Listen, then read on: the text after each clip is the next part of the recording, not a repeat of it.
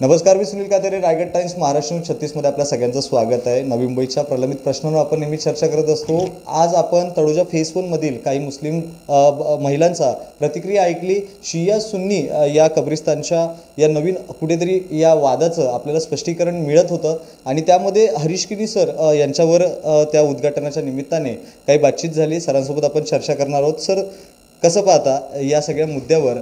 कब्रिस्तानची जी जागा आहे ती सुन्नी समाजासाठी आणि शिया समाजासाठी या दोघांमध्ये खूप चढवड लागलेली आहे आणि त्यात त्यांचा नकार आहे. या सगळ्या गोष्टींकडे तुम्ही कसं पाहता? आपण उद्घाटन केलं तर नक्कीच जो तळोजा कब्रस्तान आहे त्या ठिकाणी मागच्या मला वाटतं 1-2 वर्षापूर्वी आपले जे आयुक्त गणेश देशमुख साहेब यांच्यासमोर शिया आणि सुन्नी ह्या दोन्ही समाजाची त्या ठिकाणी एक मीटिंग झाली आणि त्या मीटिंगमध्ये ठरले का दोन्ही समाजाला जो प्लॉट आहे कब्रस्तानाचा तो वाटप करण्यात यावं.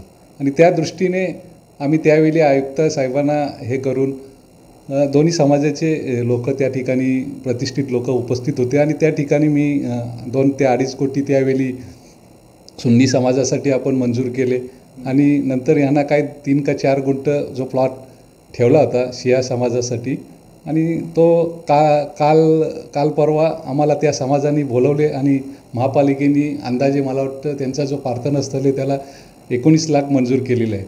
म्हणजे या ठिकाणी आम्ही सर्व समाजाला एकत्र घेऊनच काम करीत असतो. ज्यावेळी सुन्नी समाजाचा मंजूर झाले त्या ठिकाणी आम्ही मोठ्या जोरात तिथं उद्घाटन केलं आणि तो कब्रस्तान आज तळोजा फेज 1 फेज 2साठी वापरत चालू झालेला आहे. आणि काल परवा या शिया समाजाने आम्हाला बोलवलं, आम्ही त्या ठिकाणी उद्घाटन केलेलं आहे. सर, या महिलांना काय सांगाल? म्हणजे आता दोन्ही समाजातला जो आहे ते आपापसामध्ये ते विकून घेतील, कसं वाटतं? नक्कीच या ज्या महिला भगिनी आहेत त्यांना कोणीतरी चुकीची आमच्याबद्दल माहिती दिलेली आहे आणि आमचे विरोधक असतात ते चुकीच्या पद्धतीने ह्या समाजात आपसात भांडण लावण्याचं काम करीत असतात.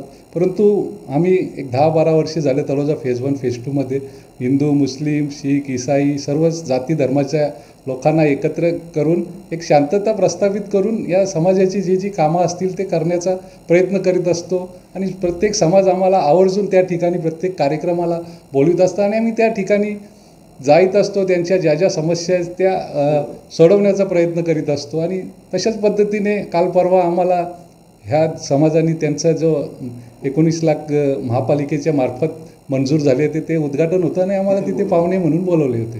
त्यामध्ये पाहायला गेलं तर कुठे राजकारण होतं आहे का? कुठेतरी आता तुम्ही नवचर्चित काँग्रेसमध्ये नवीनच तयार केल्यानंतर पाणी प्रश्न असेल किंवा इतर प्रश्नांवर तुम्ही देखील लढे दिला. आज तुम्ही दिवसभर सिडको प्रशासनासोबत तब्बल किती घंटे पूर्ण लढा देतात, काय वाटतं तुम्हाला?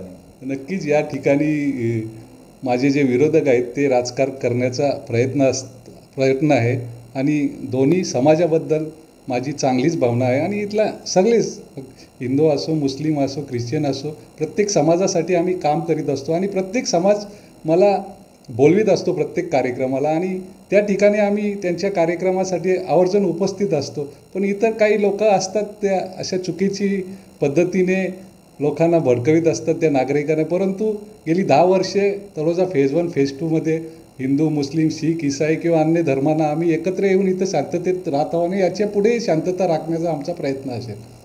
नक्कीच पाहायला गेलं तर आपल्यासोबत होते नवचर्चित काँग्रेसमध्ये प्रवेश केलेले माजी नगरसेवक हरीशजी केनी सर होते.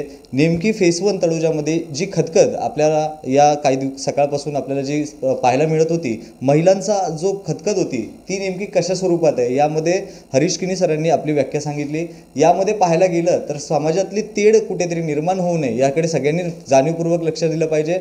सामाजिक सलोखा जपणं तितकंच महत्त्वाचं आहे. बित्तम बातम्या जाणून घेण्यासाठी रायगड टाइम्स महाराष्ट्र 36 चॅनलला सबस्क्राईब करायला विसरू नका. व्हिडिओ जर्नलिस्ट ओमकार सोबत सुनील कातारे, रायगड टाइम्स.